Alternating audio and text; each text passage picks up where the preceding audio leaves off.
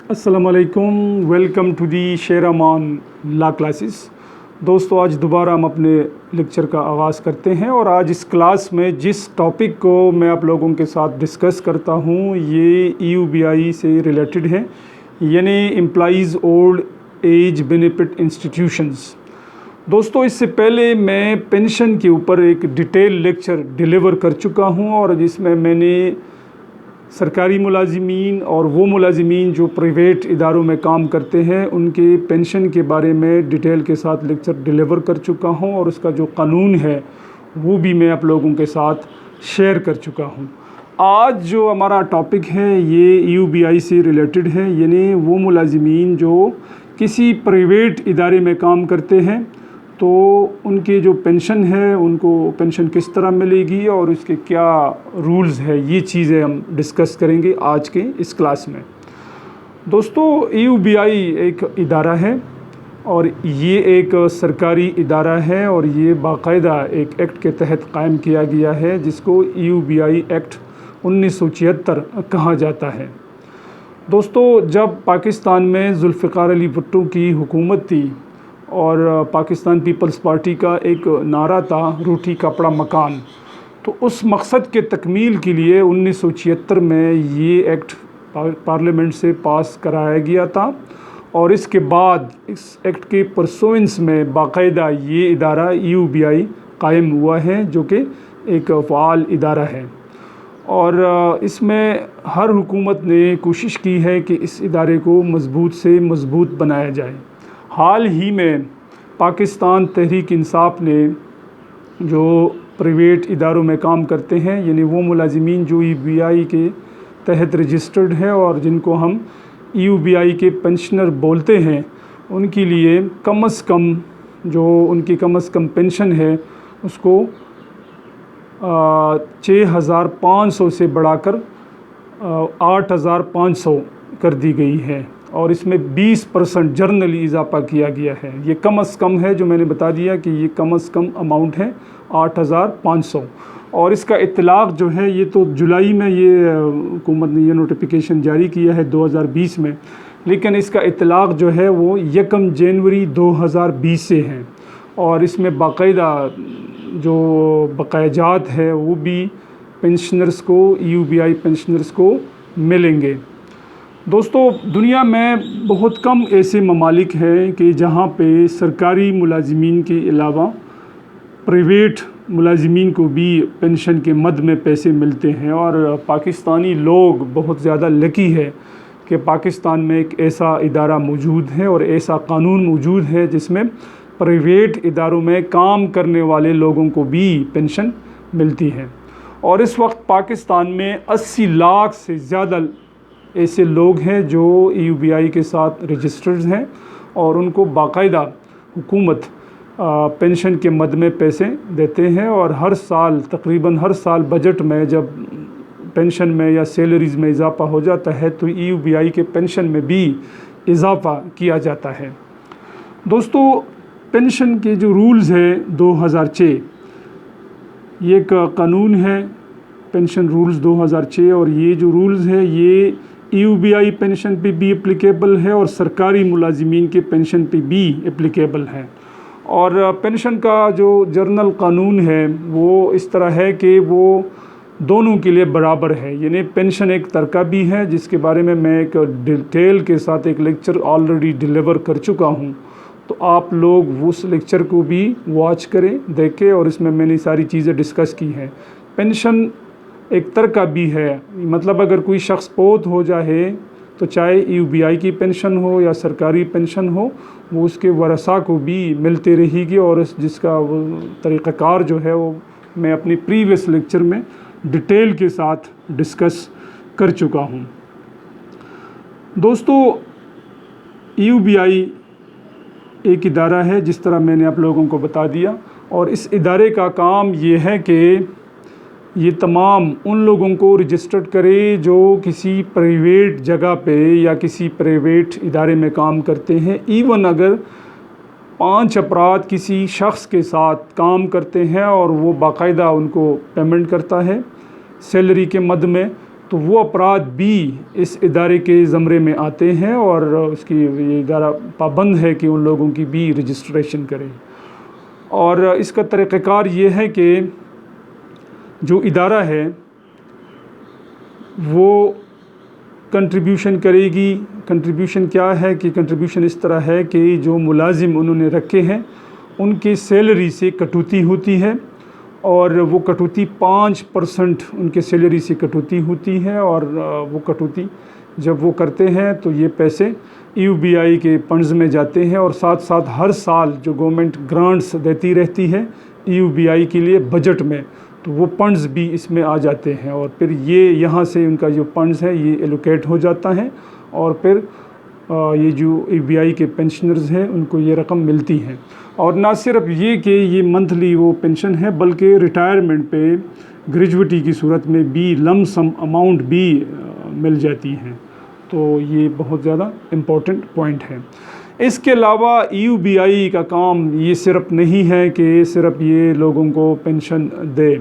इसके अलावा इस इदारे के तहत बाकायदा पूरी पाकिस्तान में हर बड़े शहर में सोशल सिक्योरिटीज़ हॉस्पिटल्स कायम हैं, और जो लोग इंश्योर्ड होते हैं, इंश्योर्ड वो लोग हैं जो इस इदारे के तहत रजिस्टर्ड हो जाते हैं, तो उनको और उनकी फैमिलीज़ को इलाज मुआलजे की सहूलतें मुयस्सर होती हैं। इसके अलावा तालीमी अखराजात का भी इसमें बंदोबस्त है इस इदारे के पास।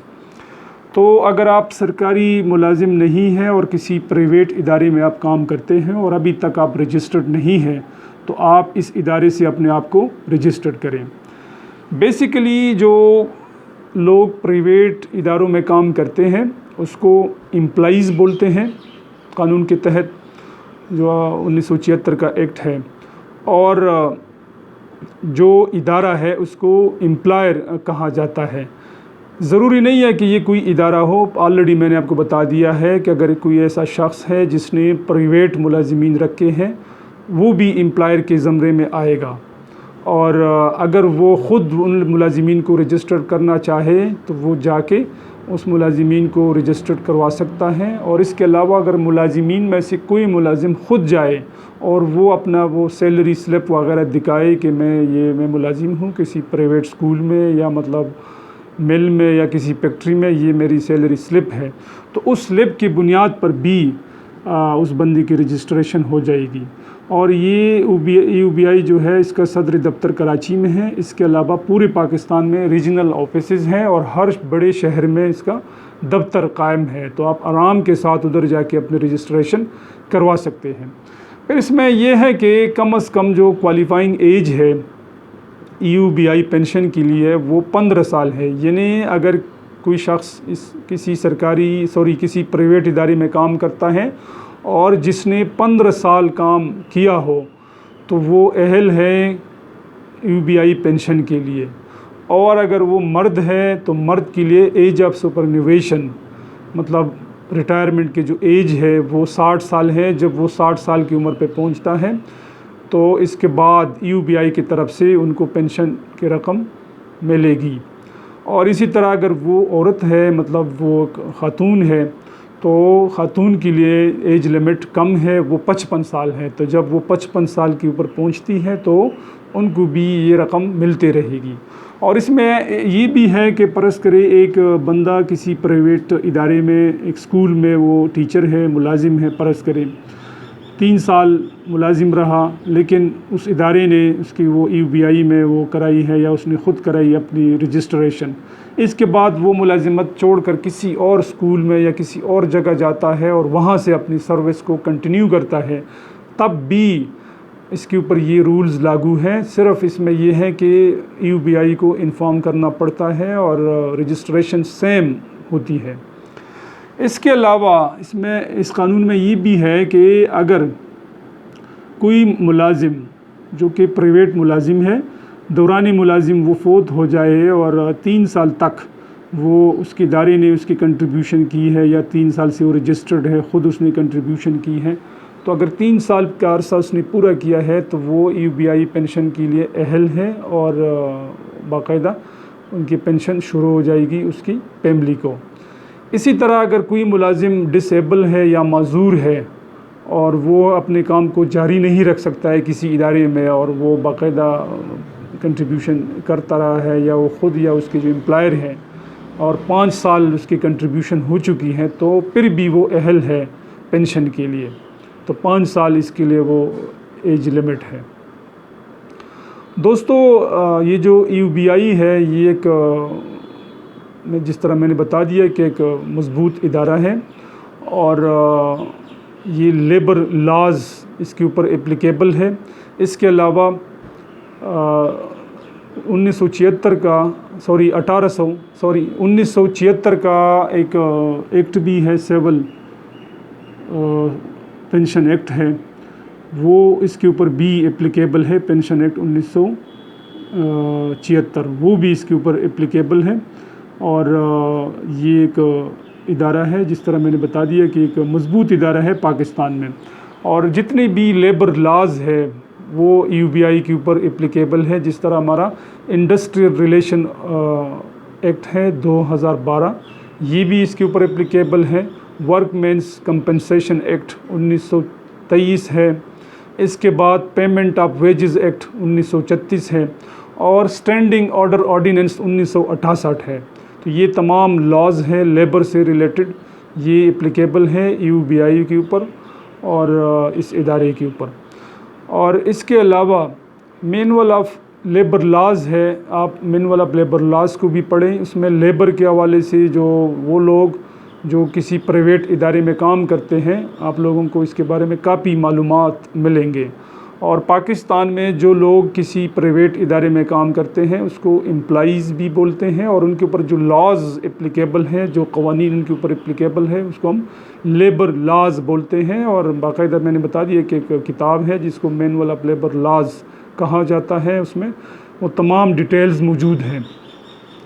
और अगर परस करे कोई शख्स किसी प्राइवेट इदारे में काम करता है, मसलन वो टीचर है या बैंक में काम करता है, और उनका कोई इशू आ जाता है अपने एम्प्लॉयर्स के साथ, वो सैलरी नहीं देता है, या मतलब कोई और इशू है, या उनके जो ग्रेजुएटी है या उनके जो पैसे है वो अदा नहीं करता है, तो इसके बाद उनके ऊपर लेबर लॉज लागू है, और बाकायदा वो लेबर कोर्ट में वो जाएगा, लेबर कोर्ट में वो केस दायर करेगा। लेकिन हेल्थ सेक्टर में जो मुलाजिमीन होते हैं, और इसी तरह टीचिंग से रिलेटेड जो मुलाजिमीन हैं, तो लेबर लॉज उनके ऊपर एप्लीकेबल नहीं है, वो लेबर के कैटेगरीज़ में नहीं आते हैं। जो लोग हेल्थ सेक्टर में सर्विसेज देते हैं, या मतलब